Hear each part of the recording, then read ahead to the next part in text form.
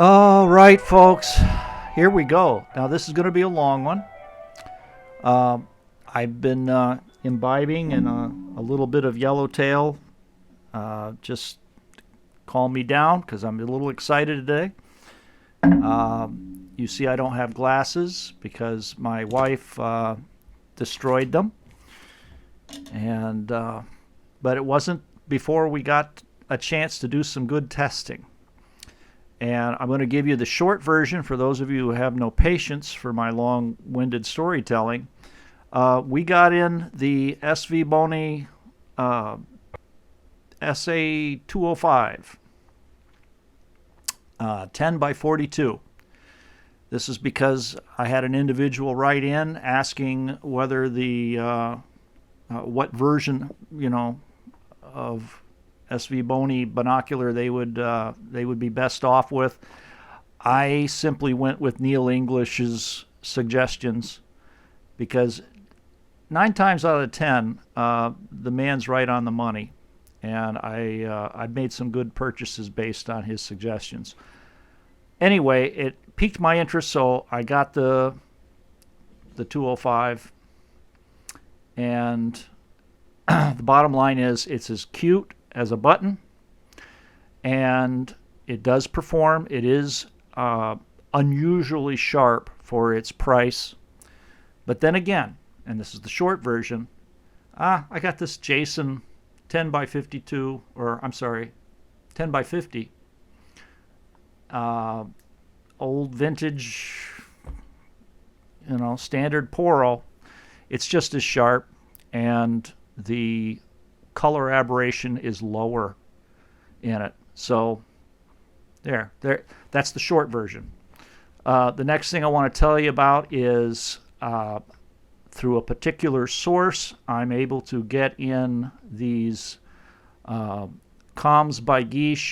BPOs, but this is not the military version. It's a civilian version. The lenses are clear. They don't have the yellow greenish tint. There's no graticle in your way. Much better for birding purposes.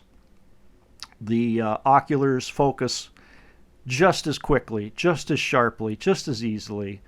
It's practically as sharp as my old military one.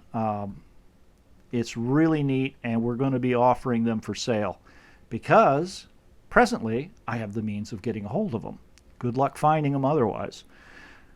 The big news of the day, I had a number of people asking to do, or actually trying to do me a favor, I guess, since I've been striving to find really sharp binoculars with central focus that could replace the BPO, that could replace the huge chunky Fujinon.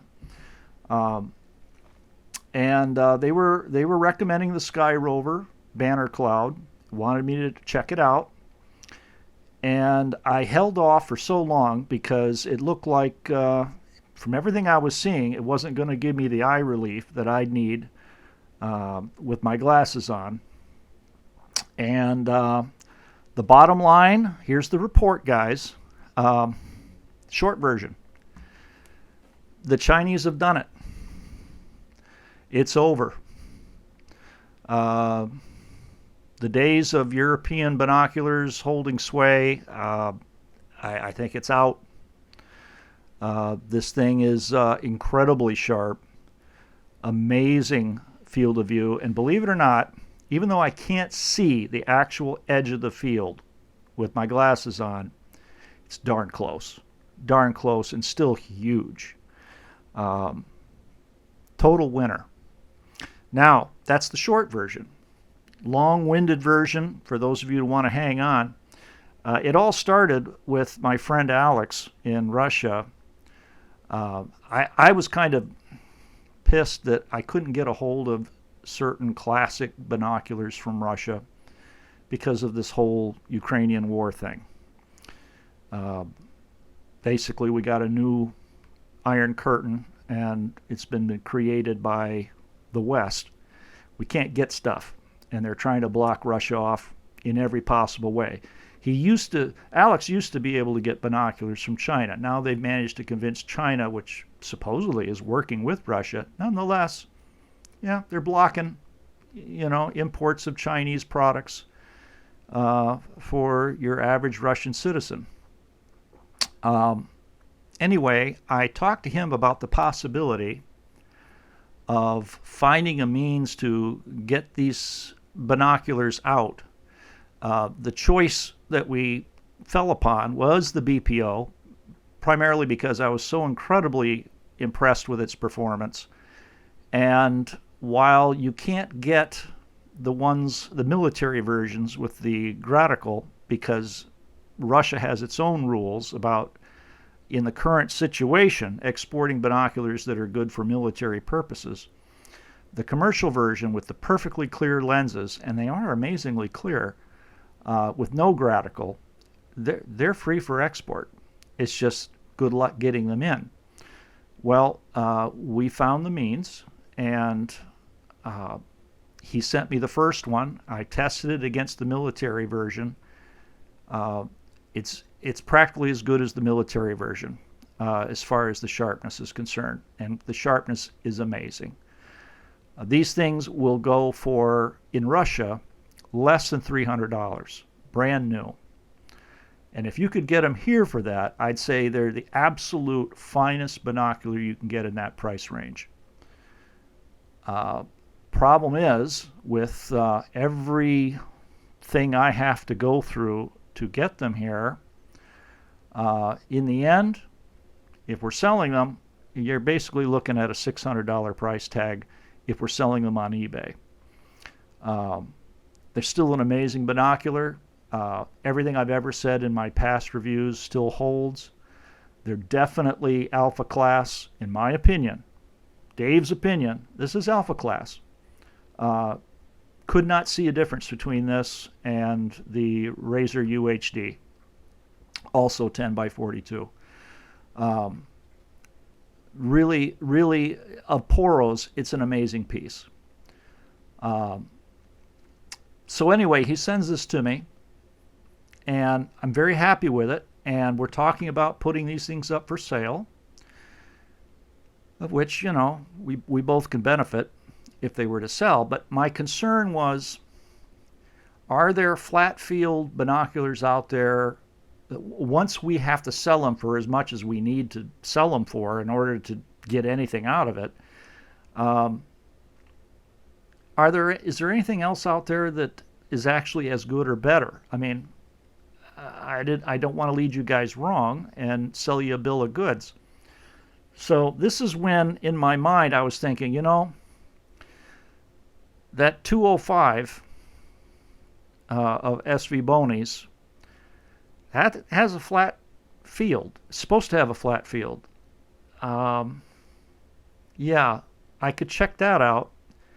And actually, the Sky Rover, for what you can get it for, that's definitely coming in around this price or less. Chances are, though, it's probably not as good. And that's just from past experience. I put this thing up against a series of Mavens. The Mavens didn't equal it. I put it up against the GPO Passion HD. Came the closest, but still like a full element below this thing. So I'm thinking Chinese Sky Rover, $500. Probably not going to make it. But that'll be a good thing, because I can tell you how good the thing is, the good, the bad, the ugly, whatever, and afterwards say that you're still coming in ahead if you want to pick up our BPOs. Problem is this. It's amazing. It's amazing. It's basically the BPO but with central focus, except it has a much larger field of view, and it's brighter, easier to use. It's definitely smaller. I think you can see that here. You're dealing with a much more compact and simple package. The color's amazing. Yeah, we got to get into this one.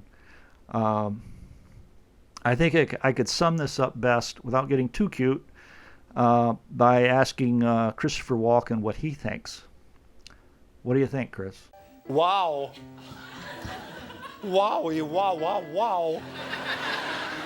Boy, I never seen them from this angle. Nice. Okay, so yeah, that about sums it up. I was amazed. In fact, after putting the I put it up against the BPO for 2 days straight. I went back and forth and back and forth. Essentially, they're exactly the same as far as resolution. I cannot tell the difference between them. That makes this thing alpha class, in my opinion. Dave's opinion, we got alpha class here. Except with a beautifully large field of view. I got a cheat sheet here. I'm going to maybe make reference to it here and there.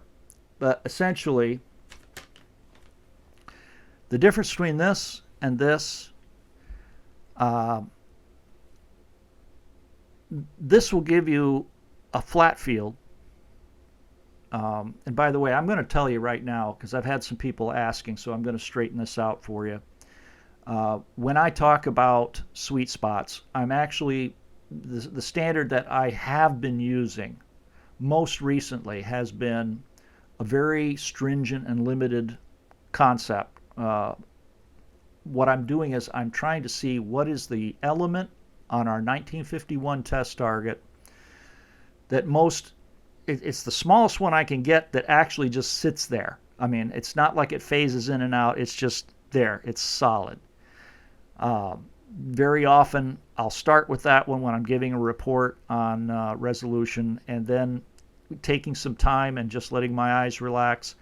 Usually, you can get the next element, smallest element, to start, phasing in and out. Sometimes it actually comes in and just sits there. Still, nonetheless, I'll use the earlier one, the one that just pops right in front of you, and there it is, no questions. I use that as my standard when I start panning away from that particular target, bringing that target further and further to the edge of field. At the point where I can't make it out anymore, that's what I've been using as my standard to delineate where your sweet spot is. That's not what a lot of people will use. A lot of people seem to think that sweet spot is just when the bark starts looking funky. So what I'm doing now is I'm going to give you the more stringent standard, and then I'll use a general standard, which is when you look at the largest element on the test target, when does it start going fuzzy? When you're using that smallest element, this will hold together about 70%. So you'd have a 70% sweet spot. When I originally reviewed it, I was using the older common standard. So it would hold to about 90% and then start dropping off. Not very badly, but yeah, your largest element definitely starts to get fuzzy. With the Sky Rover, it's more like 50 to 60%, and then everything just stays in place, and your smallest element or your largest element off to the side, it remains 100%. I mean, it's absolutely 100% off to the edge. And actually, as you get near the edge, your smaller element actually starts to come back into focus. It's really impressive. I'm glad I did it. I'm glad I spent the money. As far as color aberration, this little guy, yeah, it has a field flattener system. It's cute. It's cute. It's small. It's short. Feels fine. Not the biggest field of view. In the center, yeah, it controls color very well. out to the sides, it's not worth talking about. It's not as sharp as either of these, but believe it or not, it's an element below. It's just short by an element of equaling either of these, which is astounding. We're only talking about $200, and the only other binocular I had that did this was the GPO Passion HD. How in the world can you pull that off for $200? I have no idea. But again, I spent 2 days with all of these, going back and forth and back and forth. It's really neat. The diopter is it's a intermittent. It's a click adjustable diopter, which generally I don't prefer because I can never find the perfect setting. But the increments that this thing adjusts at is so small that I'm actually quite happy with it. As far as color aberration, nothing in the center, but as soon as you get off to the sides, and I don't know if I don't know where Neil English, I mean, you can look at his reviews, whether he'd agree with me or not, at least with the version I got, the particular one that I got, and I use it on the wall of shame. I'm not looking at branches or birds or anything. I'm looking at the wall of shame, and it just flares blue out on the edges. Actually quite pronounced. As soon as you get to the center, it's all gone. So, here's the thing. The old Jasons, not nearly as much color aberration. Barely you see some kind of a yellowish green, halo at the very, very edges. So without ED glass, the older design is actually pulling it off a little better, and they cost $30. Think about that one.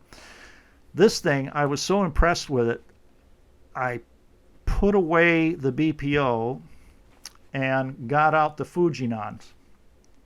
Now the Fujinons in the past, I said, kind of irked me because there was some kind of discomfort, and they weren't quite as sharp as I thought they could be. I found out what the problem was. It was in one of the oculars misregistering.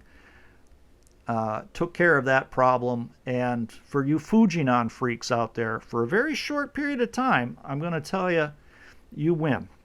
Fujinon wound up being the best of everything that I've got as far as sharpness. Almost by a full element, it would beat out the BPO. But you know something? It doesn't hold the top position anymore. For an hour at least, I went back and forth between these, and I would fiddle with the focus, thinking, I can creep a little bit more out of this Fujinon and beat that Sky Rover. And oh yeah, that's better. And then I would do the same with the Sky Rover, and it's like, I can't make out the difference. As far as the color aberration with the Sky Rovers, I see nothing. I see nothing until the very edge, the outer edge. See a little bit of the blue. And you know what it reminded me of? And I don't have one here to do a direct comparison, but from the best of my memory, if you want to rely on that, I can't tell the difference. It's almost like experiencing the Noctivids. Really. Like a Noctivids, the image that I remember seeing through those on more than one occasion at different locations, it's the same as this. Same amount of color aberration. It's beautiful. It really is. And like I said, I can't see the edge of the field, but just turning them slightly, oh, there's the edge of the field. I mean, it's like I'm so close And because it's such a large field of view to begin with, apparent field of view, I'm winning. I'm way beyond 65%. So, yeah, I'm very happy with these. The focus wheel, it's large enough. You can double finger it. It's a bit fast. It's a little faster than I would like, but I'm going to live with it because, you know, the whole package is great. The eye cups, look at the size of those lenses. It's huge. I've heard people saying that this thing is designed for Asian faces. Maybe it is. Maybe it is uncomfortable for the Occidental, but with my glasses on, I don't think it's an issue. If you're a glass wearer, I don't think you're going to pick up on it. There's no discomfort at all. The cups are really nice, very secure. 1, 2, 3, 4, 5.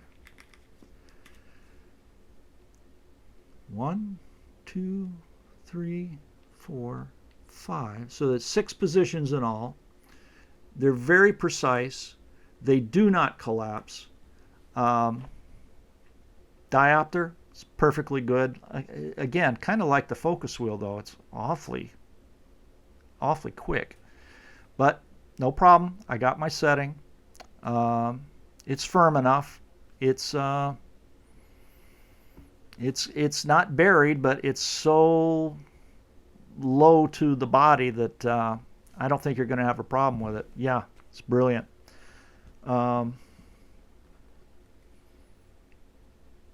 The SV Bony, the eye cups aren't so great. They're very, very loose, sloppy. Mine are, you know. If you want, for either of them, go check out your online reviews. Definitely Neil English has some things to say. I'm not impressed with the control of color on this, except for in the center, where it really matters. But as far as what Neil says about the sharpness, boy, how do they do it for $200? I don't know. Not the greatest flat field. It's flat, flat-ish, you know, a bit of curvature to my eyes. This thing, utterly flat, incredibly flat. I would like to be able to say, this is the best thing in town. The BPO is the best thing in town. You need to pick them up, and you need to pick them up from Alex and I.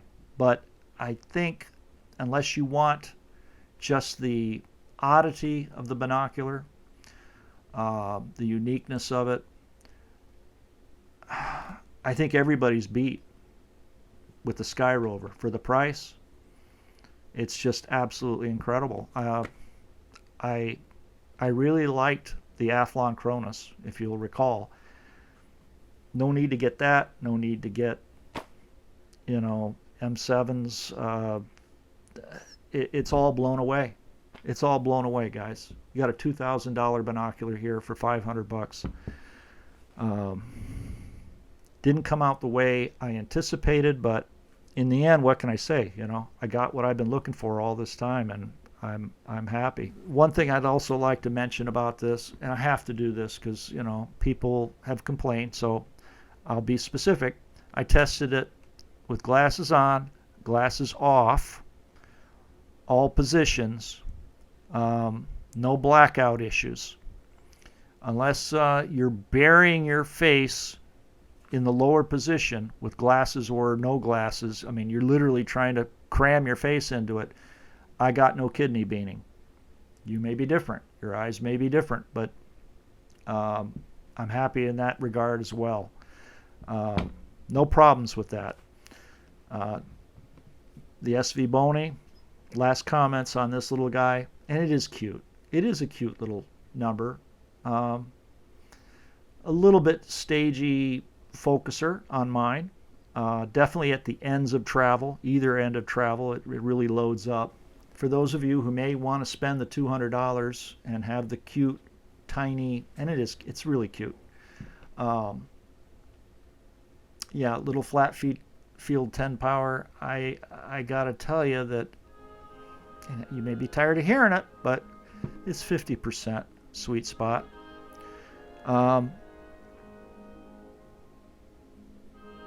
As far as what the flat field will get you, with the more common, more generally understood standard for evaluating sweet spots, when the bark starts to look funky or when the largest element on the test target starts to go out of focus, it's about 90%. That's not bad.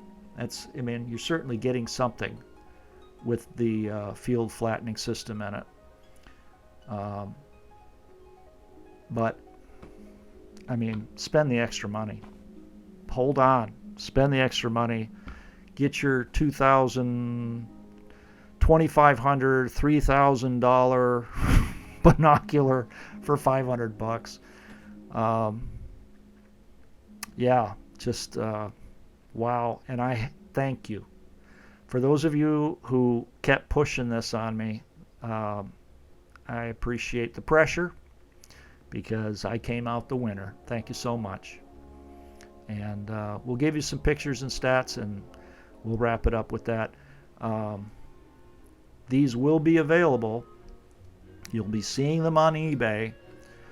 But again, if you're not a collector, you just want absolute performance. Yeah, the Sky Rover wins. So get one. Thumbs up. Bye.